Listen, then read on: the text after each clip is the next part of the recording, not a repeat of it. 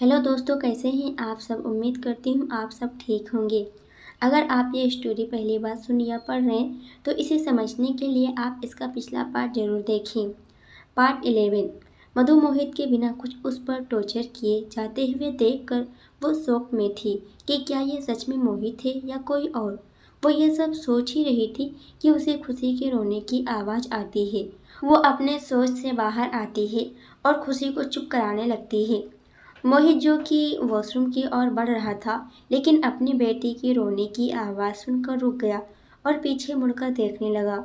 मधु खुशी को प्यार से चुप करा रही थी और उसके साथ खेल रही थी और बीच बीच में खुशी को चुप कराने के लिए कुछ अजीब से वर्ड भी बोल रही थी, जिसे सुनकर मोहित जो कि हमेशा गुस्से में रहा करता था, उसके चेहरे पर एक छोटी सी स्माइल आ गई। वो मुस्कुराहट किस वजह से उसके चेहरे पर आई, वो खुद भी इस बात से अनजान था कि तभी वो अपने सपनों से बाहर आता है और वो इमोशनल लेस होते वो वॉशरूम में चला जाता है। वो वॉशरूम में जाते ही गहरी सोच में पड़ चुका था। पूरा दिन थकान थी उसे सारे काम करने की वजह से और उसका सर दर्द कर रहा था। फिर वो मधु को खुशी के साथ मधु को खेलता देखकर मुझे खुशी क्यों हो रही थी। वो एक पल के लिए सब कुछ भूल चुका था और वो अपने सारे दुख भूलकर मधु को देखकर मुस्कुरा रहा था और अब उसे इसी बात पर चिढ़ होने लगी थी कि वो ऐसे कैसे कर सकता है। और वो शावर चालू कर कर शावर के नीचे खड़ा होकर अपनी आंखें बंद कर कर बोलता है, जितना हो सके उतना दूर रहना होगा मुझे इस लड़की से। उसे गुस्सा क्यों नहीं आएगा।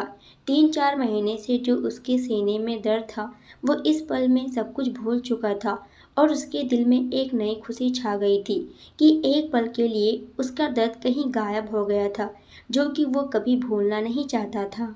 और वो एक झटके में कैसे भूल सकता है। वो बस यही सोचकर उसे गुस्सा आ रहा था। दूसरी तरफ कीर्ति के घर में इनविटेशन आ चुका था, मोहित की सक्सेस पार्टी का, और वो उस इनविटेशन को घूरे जा रही थी और एक कुर्सी में रोब से बैठी थी और गुस्से में बोलने लगती है, वो तो मोहित बंसल की सक्सेस पार्टी है। वो इतना कहकर मुस्कुराने लगी और वो खुश होते हुए बोलने लगी, ये पार्टी इतनी यादगार होगी कि सबको ये पूरी लाइफ याद रहेगी। वो इतना कहते ही उसने एक लाइटर लिया और वो इनविटेशन कार्ड को जलाने लगी और गुस्से में बोलती है, इस बार तुम मेरे होंगे या तो तुम बर्बाद होंगे, ये मेरा वादा है। समझे तुमने मुझे बहुत तड़फाया और उसका बदला ये होगा कि तुम्हारी बर्बादी या तो तुम मेरे। उसकी आंखें लाल हो चुकी थी और आंखों से आंसू रुकने का नाम नहीं ले रहे थे और उसका चेहरा गुस्से से लाल हो चुका था। मधु एक पल के लिए भूल ही चुकी थी कि मोहित अभी भी वॉशरूम में है और उसने प्यार से खुशी को सुला दिया था। मोहित शावर लेकर अपने कमरे में आता है और बिना भाव के वो मिरर के सामने जाकर खड़ा हो जाता है और अपने हेयर ड्रायर करने लगता है। उसका मधु को टॉर्चर करने का कोई मूड नहीं था। शायद उसे विनीत की बातें इफेक्ट कर रही थी या तो वो खुद नहीं चाहता था, लेकिन मधु मोहित के वॉशरूम के बाहर निकलते हुए देखकर उसके दिल की धड़कनें तेज हो चुकी थी। मोहित के भीगे बाल और उसकी बॉडी काफ़ी खूबसूरत लग रही थी और ऊपर से मधु का डर उसे और लुभा रहा था। वो इसी ख्यालों में और वहाँ मोहित के साथ नहीं रह सकती थी और उसे डर तो था ही, मोहित का अब उसके साथ कब क्या कर दे किसे पता। इसलिए वो वहाँ से बालकनी की तरफ चली गई और कमरे का दरवाज़ा बंद कर दिया। वो खुद ही जानती थी कि उसे कमरे से बाहर निकलने के लिए कितना कष्ट उठाना पड़ा था और वो भगवान से दुआ कर रही थी कि मोहित की नज़र उस पर ना जाए, लेकिन वो इस बात से अनजान थी कि मोहित अपनी तिरछी नज़रों से उसे घूरे जा रहा था और उसके सारे बदलते एक्सप्रेशन को भी देखे जा रहा था। लेकिन मोहित ने मधु को नहीं रोका और वो अपने बेड पर जाकर अपनी बेटी के फोरहेड पर एक प्यार भरी किस कर कर उसे अपनी बाहों में लेकर सो गया। मधु बालकनी में जाकर अपनी लंबी लंबी सांस लेने लगी, मानो वो शेर के मुंह से बचकर भाग निकली हो और वो बच गई हो। और वो शांत होकर सोफे पर बैठकर बोलने लगी, अगर मैं इसी तरह से मोहित से डरती रही तो फिर मेरा उसे अपना बनाने का सपना तो पूरा होने से रहा। मुझे कुछ सोचना चाहिए कि जिसे मोहित के दिल में मेरे लिए जितनी नफरत है वो मिट जाए और वो मुझे प्यार तो ना सही लेकिन मुझे अपनी बीवी तो मान ले। भले ही मोहित ने उसे ज़बरदस्ती शादी करा था, हाँ वो उस वक्त शादी के खिलाफ थी, लेकिन अगर भगवान ने उन दोनों को इस तरह से मिलाया है तो कोई तो राज होगा और कोई तो रास्ता होगा उन दोनों को मिलने के लिए, वरना एक इत्तेफाक से तो सब नहीं हुआ। हाँ, भगवान ने मेरे लिए कुछ बहुत ही अच्छा सोचा होगा और मेरी शायद आगे की लाइफ शायद बहुत खूबसूरत होगी। कहते हैं ना, दुख के बाद सुख मिलता है और मैं सब्र करने के लिए तैयार हूँ। बस मेरी सब्र का फल मुझे बहुत मीठा मिले। वो यह सब सोचते ही बालकनी के सोफे पर सो गई। देखते ही देखते 2 दिन निकल जाते हैं। आज शाम को पार्टी रखी गई थी। वैसे तो मधु पार्टी में जाना नहीं चाहती थी, लेकिन रुक्मणी ने उसे जाने के लिए कहा था, इसलिए उसे जाना होगा। और वो इसलिए भी पार्टी में जाने के लिए तैयार हुई क्योंकि उसका भाई भी उसी पार्टी में शामिल होने वाला था। मधु ने आज ब्लैक गाउन और अपने बाल खुले रखे हुए थे और वो काफ़ी खूबसूरत लग रही थी। मोहित घर नहीं था। वो सुबह ही पार्टी की अरेंजमेंट कैसे है वो देखने चला गया था और मोहित को रुक्मणी ने पहले से ही बोल दी थी कि वो मधु को अपने साथ लेकर जाए, लेकिन मधु को मोहित के साथ जाना कुछ अच्छा नहीं लग रहा था क्योंकि वो मोहित के नेचर को जानती थी, इसलिए। और पार्टी में रुक्मणी जी नहीं जाने वाली थी, इसलिए खुशी को आज रुक्मणी संभालने वाली थी।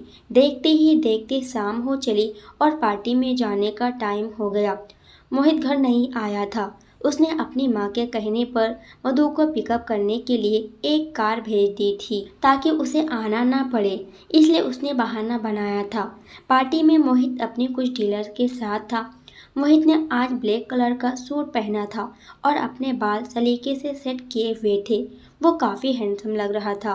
वो सब बातें कर ही रहे थे कि गेट के पास एक खूबसूरत लड़की खड़ी हुई दिखाई दी। उनमें से एक डीलर ने उस लड़की को देखकर कहा, कितनी खूबसूरत लग रही है वो लड़की। वो देखो। सबने ये सुना और सबकी नज़र गेट के पास गई। वहाँ ब्लैक कलर का गाउन पहने हुई मधु थी और थोड़ा बहुत कुछ सोच रही थी कि वो पार्टी में जाए या ना जाए। घबराहट उसके चेहरे पर साफ साफ दिखाई दे रही थी। अंशिका मधु के साथ नहीं आई थी। वो थोड़ी लेट आने वाली थी, इसलिए मधु को अकेले ही आना पड़ा था। मोहित मुड़कर सामने देखा तो सामने मधु। वो देखकर उसके हाथों में ग्लास था। उसकी पकड़ उस पर मजबूत होती गई। फिर किसी ने फिर से कहा, दिखने में तो 20-21 की ही लगती है, लेकिन दिखने में बड़ी ही खूबसूरत लग रही है। अगर हमारे पास ऐसी लड़की हो तो हमारी तो लाइफ ही बन जाए। मोहित को ये सब सुनकर उसे इतना गुस्सा आ रहा था कि वो उस शख्स को वहीं मार देना चाहता था, लेकिन वो खामोश रहता है क्योंकि मोहित की शादी के बारे में किसी को भी नहीं पता था। ये बात सीक्रेट रखी गई थी। मोहित उस डीलर को खा जाने वाली नज़रों से देखे जा रहा था। विनीत जो कि ये सब सुन रहा था, उसका पूरा फोकस मोहित पर था और वो दिल ही दिल में खुश होता जा रहा था क्योंकि उसे साफ साफ दिखाई दे रहा था कि मोहित के चेहरे पर गुस्सा और वो यही तो चाहता था। उसने कुछ किया भी नहीं था और उसका काम हो रहा था। और विनीत मन में मुस्कुराते हुए कहता है, वाह मोहित बेटा, वाह वाह, जलन तो हो रही है आपको। अब और देखो, और मज़ा आने वाला है तुम्हें जलता हुआ देखकर। फिर विनीत वहाँ से मधु की तरफ बढ़ जाता है। मधु अभी भी कसमकस में थी कि वो पार्टी में जाए या ना जाए कि तभी विनीत मधु के पास आकर उसके साथ आने का इशारा करता है। मधु विनीत को देखकर थोड़ा सुकून से महसूस करती है और वो राहत की सांस लेती है। फिर वो उसके पीछे पीछे जाने लगती है। विनीत मधु को जहाँ मोहित था और वो डीलर्स थे वहीं लेकर आ गया। मोहित जो कि विनीत और मधु को ही देखे जा रहा था और अपनी ओर आता देखकर उसे विनीत पर गुस्सा आने लगा कि विनीत पागल है, उसे क्यों इन सबके बीच ला रहा है। विनीत मधु तभी सबसे मिलवाने लगता है। ये है मधु, मेरी भाभी। सब विनीत की बात सुनकर शॉक्ड थे और वो सब एक दूसरे के सामने देखने लगते हैं और इशारों ही इशारों में बात करते हैं कि क्या ये लड़की जो खड़ी है वो शादीशुदा है। सबके मुंह उधर से गए ये बात सुनकर। मोहित को विनीत की ये बात सुनकर वो उसकी तरफ देखने लगता है, लेकिन विनीत का ध्यान मोहित पर था ही नहीं। वो जानता था कि मोहित उसे खा जाने वाली नज़रों से ही देख रहा होगा उन डीलर में से एक आदमी बोल पड़ता है, मिस्टर विनीत, जहाँ तक हमें याद है आपका कोई भाई नहीं है, तो फिर ये खूबसूरत लेडी आपकी भाभी कैसे हुई? विनीत ये सुनकर एक तीखा मुस्कुराता है और बोलने लगता है, दोस्त की वाइफ भी तो हमारी भाभी हुई ना। मधु को तो विनीत की बातें सुनकर वहां से भाग जाने का मन कर रहा था और मन ही मन वो विनीत को गालियां दे रही थी कि यह आदमी पागल है, क्यों मुझे मौत के कुएं में ढकेल रहा है। और मोहित अपनी ड्रिंक का सिप ले रहा था और एक टक वो मधु को देखे जा रहा था और उसे देखकर ये बता पाना मुश्किल था कि वो मधु को गुस्से भरी नज़रों से देख रहा है या प्यार भरी नज़रों से। लेकिन तभी उसे एक आदमी की आवाज़ आती है, यह खूबसूरत वाइफ किसकी है? उसे ये सुनकर उसके हाथ उसके ग्लास पर उसकी पकड़ मजबूत होती गई। वो जितना हो सके उतना शांत रहने की कोशिश कर रहा था। विनीत बात फिर से सबको समझाते हुए बोलने लगता है, अब आप लोग मुझसे ये मत पूछना कि ये किसकी वाइफ है, ये सीक्रेट है, लेकिन आप सबको जल्द ही पता चल जाएगा। सब लोगों का ये सुनकर मूड खराब होने लगा क्योंकि सब जानना चाहते थे कि ये लड़की किसकी वाइफ है। फिर सबने ये बात ज़्यादा ना खींचते हुए मधु से हाथ मिलाने के लिए अपने हाथ आगे बढ़ाते हैं। फिर एक आदमी मधु के पास जाकर उसे बोलने लगता है, हेलो मधु। मधु को समझ ही नहीं आ रहा था कि वो अपना हाथ आगे बढ़ाए या नहीं, लेकिन वो हाथ नहीं मिलाएगी तो शायद सब उसे घमंडी समझेंगे, इसलिए उसने उस शख्स से हाथ मिलाया। लेकिन वो आदमी उसका हाथ बहुत ही मजबूती से पकड़ लेता है और अपने हाथ से उसके हाथ को सहलाने लगता है। सबका ध्यान नहीं था क्योंकि सब एक दूसरे से बात करने में बिजी थे, लेकिन मोहित का ध्यान पूरी ही उन दोनों पर था और वो देख पा रहा था उस डीलर ने मधु के हाथ के साथ क्या किया और उसका गुस्सा आग की तरह बढ़ने लगा। मधु उस आदमी की इस हरकत से अपना हाथ जल्दी से जल्दी पीछे खींच रही थी, लेकिन वो आदमी उसका हाथ नहीं छोड़ रहा था और वो और मजबूती से मधु का हाथ पकड़ता है। मोहित को ये देखकर और गुस्सा आने लगा था। मधु मोहित के काफी पास खड़ी थी और वो आदमी मोहित के बाजू में ही था। मोहित ने अपनी ग्लास भरी ड्रिंक उस आदमी पर गिरा दी। ये देखकर वो आदमी ने मधु का हाथ छोड़ दिया और अपने कपड़ों पर नजर डाली। फिर उसने मोहित के सामने देखा और उसे गुस्सा तो आ रहा था, लेकिन सामने मोहित बंसल था, इसलिए वो खामोश रहा और मुस्कुराने के अलावा कुछ ना कर सका। मोहित ने ना तो उसे माफ़ी मांगी और ना ही उसकी तरफ देखा। वो तो बस मधु को ही देखे जा रहा था और उसके बदलते हुए एक्सप्रेशन को भी मधु ने अपना हाथ जल्दी से पीछे खींच लिया और अपना हाथ साफ करने लगी। ऐसे साफ कर रही थी कि जैसे उसके हाथ पर कोई गंदी चीज गिर गई हो। मोहित ये देखकर इतना तो समझ गया था कि मधु को अच्छा नहीं लगा उस डीलर के इस तरह से छूने से, तो उसका गुस्सा यह देखकर काफी हद तक गायब हो गया था और उसके चेहरे पर अब शांति आ गई थी। उसके बाद सबने साथ में डिनर किया, लेकिन मधु ने नहीं किया क्योंकि मधु वहाँ किसी को नहीं जानती थी और वो एक कुर्सी पर जाकर बैठ गई और अपनी नज़र बार बार गेट पर टिकाए रखती थी क्योंकि उसे अपना भाई पार्टी में दिखाई नहीं दे रहा था, इसलिए। लेकिन सामने वाले टेबल पर मोहित अकेला बैठा था और वो एक टक मधु को देखे जा रहा था और वो ये भी देख रहा था कि मधु बार बार गेट की तरफ देख रही है। ये वो सब देख ही रहा था कि कोई उसकी बगल वाली कुर्सी पर आकर बैठ गया। उसने अपनी नज़र अपनी बगल वाली कुर्सी पर डाली। वो कीर्ति बैठी थी। वो ये देखकर उसका मूड खराब होने लगा क्योंकि वो शुरू से ही कीर्ति को पसंद नहीं करता था, इसलिए। कीर्ति मोहित को देखकर एक स्माइल करती है। मोहित अपनी नज़र ये देखकर फिर से मधु पर टिका देता है।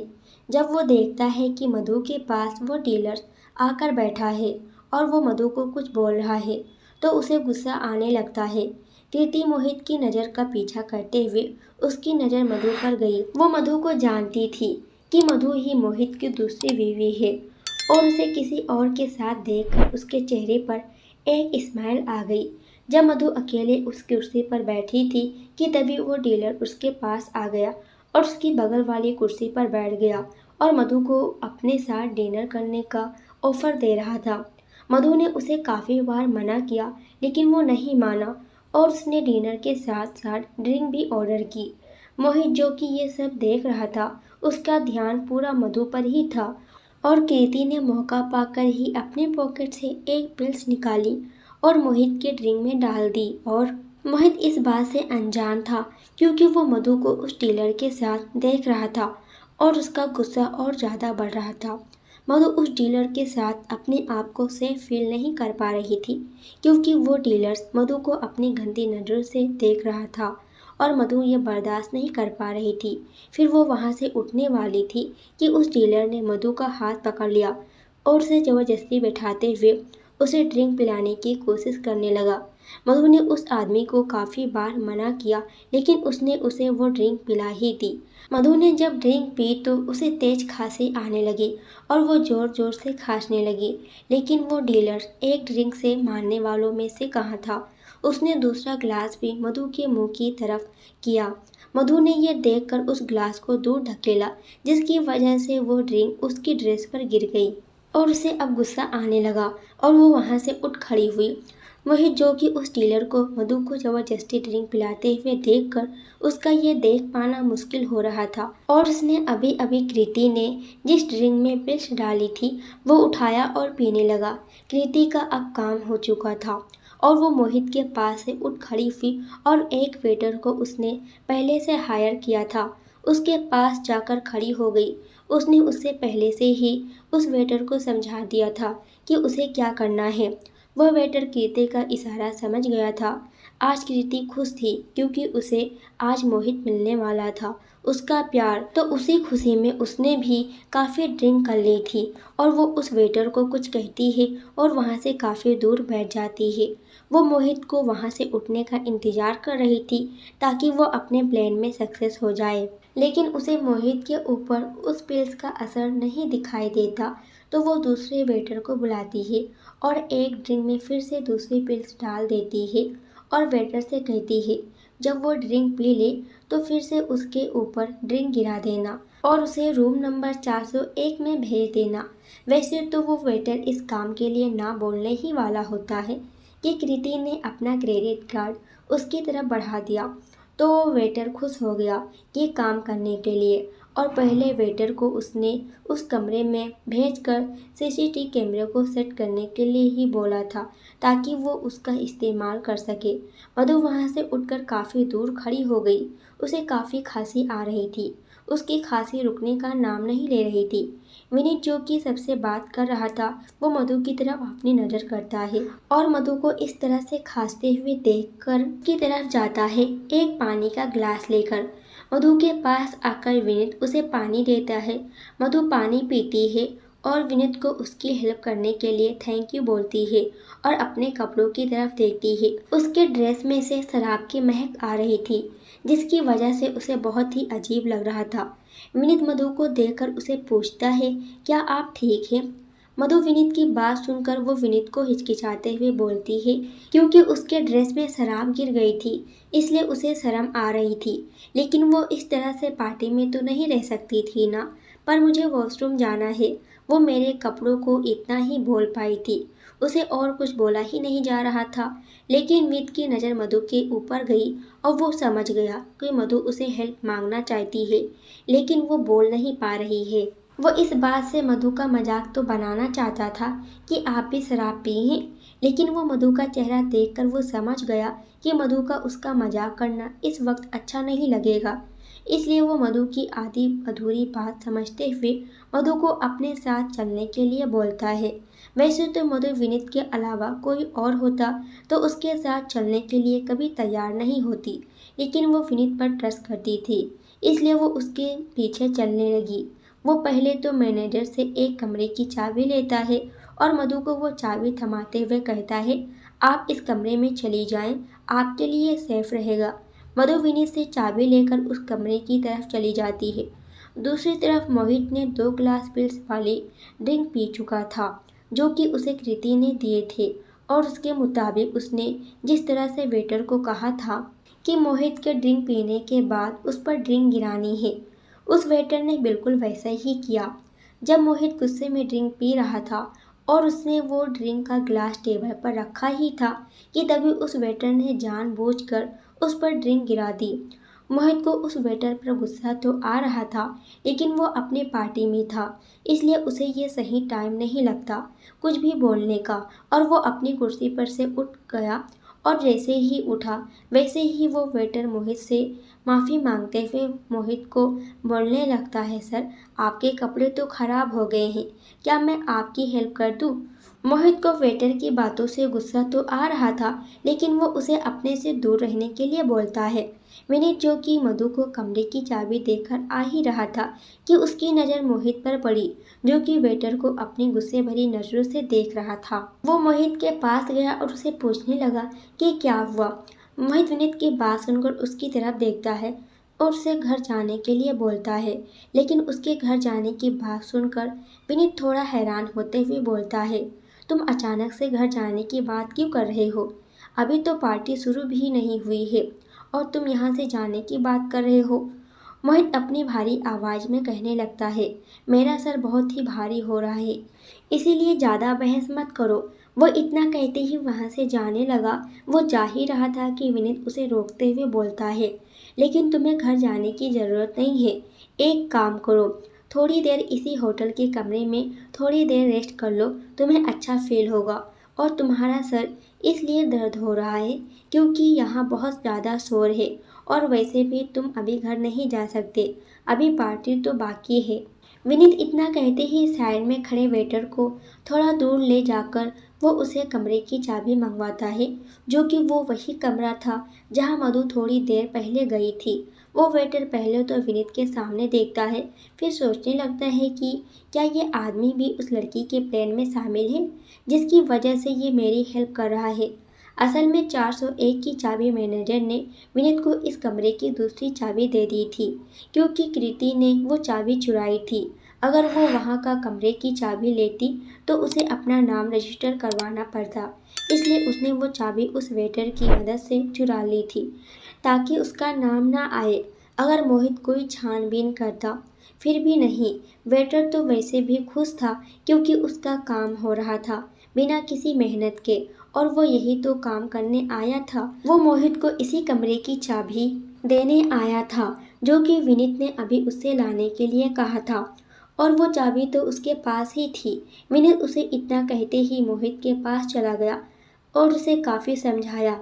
उसके बाद मोहित कहीं जाकर माना था उसकी बात, क्योंकि अब मोहित को उस पिल्स का असर होने लगा था, इसलिए उसे बेचैनी होने लगी थी, और वो ये समझ गया था कि उसकी तबीयत शायद आज खराब है, जिसकी वजह से मैं कार नहीं चला पाऊंगा। इसलिए वो विनीत की बात मान जाता है।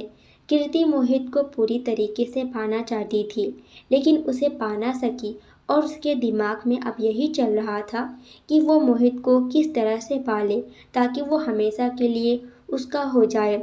आखिर वो पाना क्यों नहीं चाहेगी? मोहित और वो एक ही कॉलेज में साथ ही तो पढ़े थे और काफ़ी समय उसके साथ बिताई थी। वो उसका पहला क्रश जो था। वो वेटर जल्दी से वो चाबी लेकर विनीत के पास आता है और विनीत को चाबी देता है। विनीत बोलता है, इतनी जल्दी तुम चाबी लेकर कैसे आ गए? मैंने तुम्हें कहा था ना कि तुम मेरी मैनेजर से बात करवाना।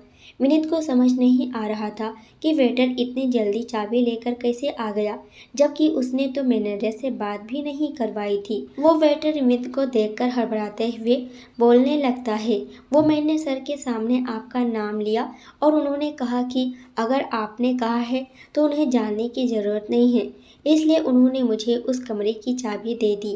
वैसे तो विनीत को उस वेटर की बात समझ नहीं आती, लेकिन वो अभी मधु और मोहित के बारे में सोच रहा था, इसलिए उसने वो सारी बातें इग्नोर करी और चाबी लेकर मोहित और उस कमरे की ओर जाने लगा।